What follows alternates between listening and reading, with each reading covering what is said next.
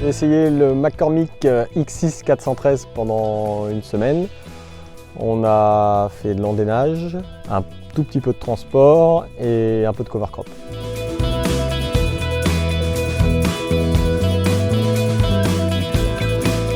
Le 413, c'est le plus petit moteur dans la gamme. Il y a un 414, un 415 au-dessus. Pour ce qu'on a fait, en tout cas, largement suffisant sur le comportement moteur. Transmission, donc c'est une boîte robotisée. On a 4 gammes et 6 power shifts par gamme. On a 3 modes. On a un mode manuel, un mode automatique champ et par contre un mode automatique pour la route.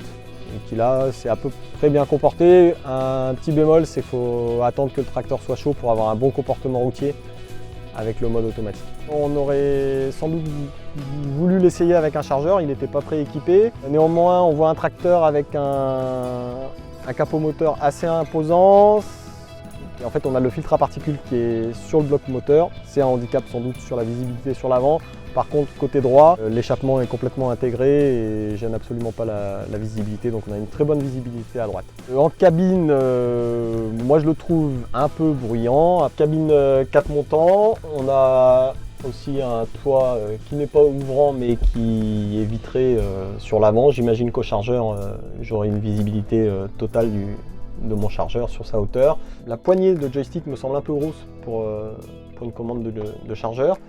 Et autre chose, les boutons ont tous la même forme, pas la même couleur bien sûr, mais je pense que ça peut être sujet à erreur. Ça serait préférable d'avoir une différence au toucher, qu'on n'ait pas besoin d'avoir un contrôle visuel pour vérifier qu'on est bien sur le bon bouton, quoi. Sur ce tracteur, pas d'écran superflu, tout se passe au tableau de bord, simple, qui permet d'accéder aux fonctions essentielles du tracteur.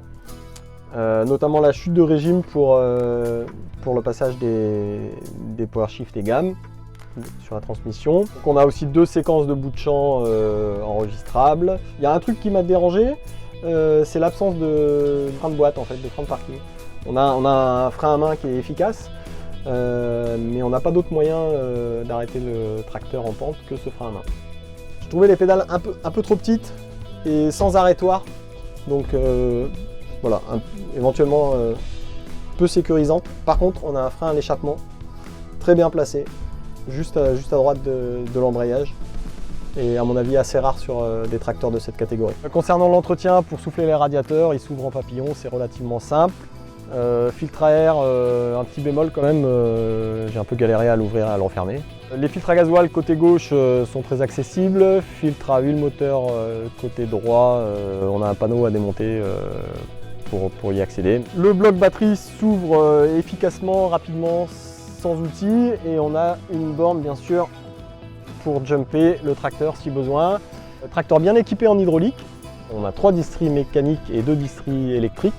Les commandes de relevage arrière et de prise de force sont accessibles. Voilà, le dimensionnement fait qu'on peut intervenir et sur les commandes et sur les bras de relevage.